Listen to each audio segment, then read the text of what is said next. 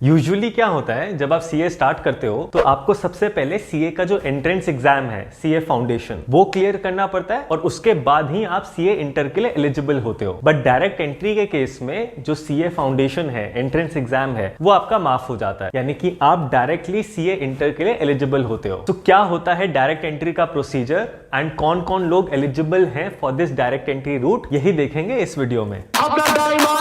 Direct entry route दो type of categories के लिए अवेलेबल है। पहला जो ग्रेजुएट्स एंड पोस्ट ग्रेजुएट्स हैं एंड दूसरा जिनने सीएस एग्जीक्यूटिव या सीएमए इंटरमीडिएट क्लियर किया हुआ है। तो पहले बात करते हैं जो फर्स्ट टाइप ऑफ कैटेगरी है, ग्रेजुएट्स एंड पोस्ट ग्रेजुएट्स। बहुत से लोगों में एक मिसकंसेप्शन है कि जब कॉलेज खत्म होगा उसके बाद ही वो अपने आप को रजिस्टर करा सकते हैं फॉर सीए इंटर, बट ऐसा एक्चुअली में नहीं है। अगर आप अपने थर्ड ईयर में हो या फाइनल ईयर में हो तो आप उसी टाइम ही रजिस्ट्रेशन करा सकते हो अपना। आपको कॉलेज का एंड होने का वेट नहीं करना एंड इस बात से कोई फर्क नहीं पड़ता कि आप अपनी ग्रेजुएशन ओपन से कर रहे हो या फिर किसी रेगुलर कॉलेज से कर रहे हो। अब ये तो भाई बात बहुत अच्छी है कि चलो सीए फाउंडेशन माफ हो जाता है, बट ये जो डायरेक्ट एंट्री का जो रूट है ये हर किसी के लिए अवेलेबल नहीं है। इसका एक क्राइटेरिया होता है और वो आप ध्यान से सुनो। अगर आप एक कॉमर्स ग्रेजुएट हो तो आपकी जो तीनों साल की जो एवरेज है ना वो एटलीस्ट 55% होनी चाहिए, और अगर आप एक नॉन कॉमर्स ग्रेजुएट हो आपके लिए जो ओवरऑल एवरेज है वो 60% है। सो अभी आपके मन में एक सवाल आ सकता है कि यार अभी तो मैं थर्ड ईयर या फाइनल ईयर में हूं, तो हाउ डू आई नो कि मेरी जो ओवरऑल एवरेज है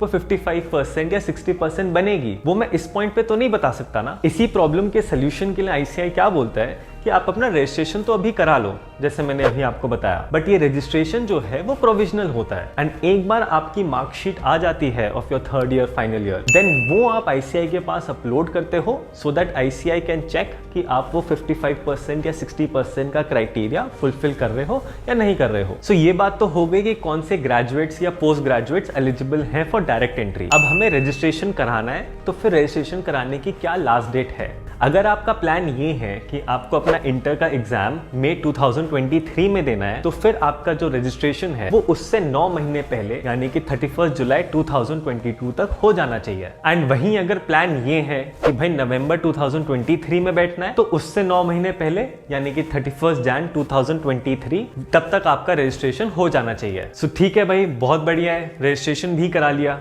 अब उसके बाद क्या? रजिस्ट्रेशन कराने के बाद आपको एक 4 वीक्स की कंपलसरी ट्रेनिंग अटेंड करनी होती है जिसको हम लोग आईटीटी एंड ओरिएंटेशन कोर्स बोलते हैं। तो इस ट्रेनिंग में आपको क्या क्या सिखाया जाता है उसके ऊपर मैंने एक अलग से सेपरेट वीडियो बनाया हुआ है, उसका लिंक आपको यहीं कहीं ऊपर दिख रहा होगा, तो make sure to check out that video. And कमाल की बात यह है कि ये जो 4 वीक्स की ट्रेनिंग है ये भी आप अपने फाइनल ईयर थर्ड ईयर के साथ ही कर सकते हो, यानी उसके लिए भी आपको वेट नहीं करना कि कॉलेज कब खत्म होगा और उसके बाद आप ये अटेंड करोगे।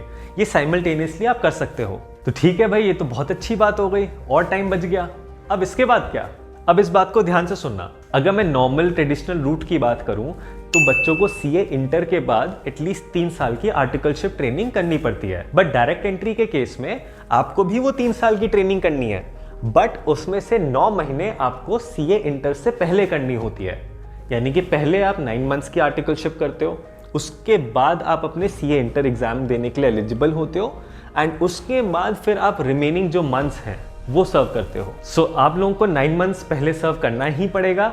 एंड आई होप अब आपको ये चीज़ समझ आई होगी कि क्यों अटेम्प्ट से एटलीस्ट 9 मंथ्स का गैप दे रहा था वो आपके रजिस्ट्रेशन के टाइम पे। सो ओवरऑल आर्टिकलशिप आपको भी 3 साल ही करनी पड़ेगी, बस फर्क वो 9 महीने का है।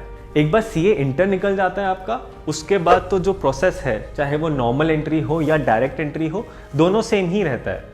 ऑब्वियसली उनको 3 साल करनी होती है और आपके लिए अब 2 साल 3 महीने ही बचते हैं। अब मैं बात करता हूँ सेकंड कैटेगरी की, वो लोग जो सीएस एग्जीक्यूटिव या अपना सीएमए इंटरमीडिएट क्लियर कर चुके हैं। अब इन कैटेगरी के लोगों के लिए थोड़ा सा डिफरेंस है। इस कैटेगरी में फर्क ये है कि जो आर्टिकलशिप जो 9 मंथ्स आपको पहले करनी थी इन केस ऑफ ग्रेजुएशन वो यहाँ पे रिक्वायरमेंट नहीं है। यानी once you get yourself registered so उसके बाद आप डायरेक्ट सीए इंटर की पढ़ाई ही स्टार्ट करते हो।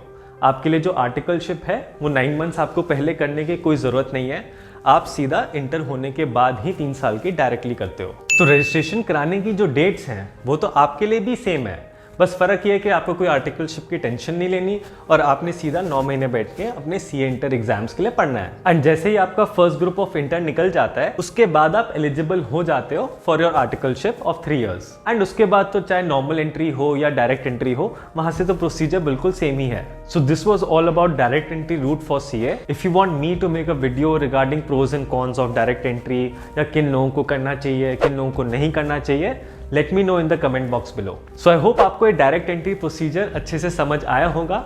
आई wish you all the best and hope to see you on the other side. Thank you.